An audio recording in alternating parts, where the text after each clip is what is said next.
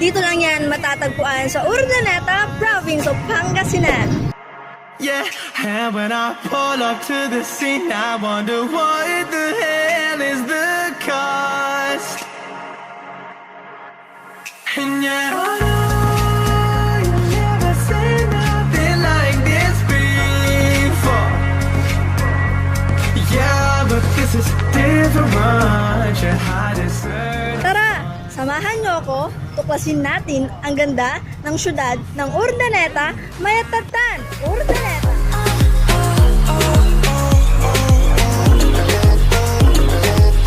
So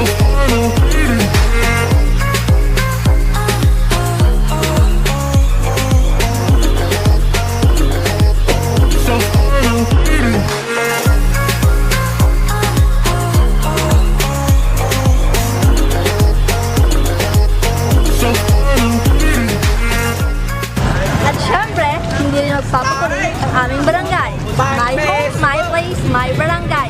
Barangay Bulawat, Indayon at Pisyar.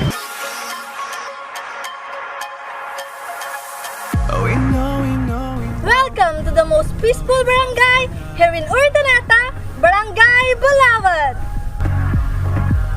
We fight and beg and greed and then we Flowing water is the main attraction in our barangay dahil Bulawan lang ang kaisa-isang barangay sa Urdaneta na may flowing water or ubog sa Ilocano. The first Danong Festival ay ginanap noong 2008 na batnang kami ti Danong nga taga Bulawan. and we cry out loud cause we just want attention. We have two churches in Bulawan. Isa dito ang UWC or Urdaneta Worship Center at ang isa ang aming simbahan, ang PCWC or Pentecostal Crisis the Way Church. Kaya ang mga tao dito sa Bulawan ay maka-Diyos. Prayer is the most powerful weapon. It's given. Bulawan Elementary School is the most memorable school in my heart. Dahil dito ako unang natutong nagsulat, nagbasa, at dito ko nakilala ang aking mga kaibigan. I love Bulawan Elementary School. Yeah, we'll find a way to get lost. Isa sa mga pinakamatagal na gumagawa ng masasarap na kakanin ang Cepas Delicacy na nagsimula pa noong 1986 at patuloy pa rin hanggang ngayon. Tinawag na farm country ang Bulawan dahil isa kami sa pinakamalaking taniman ng palay. Welcome to our irrigation. Dito nagmumula ang mga patubig na nanggagaling sa aming mga bukid.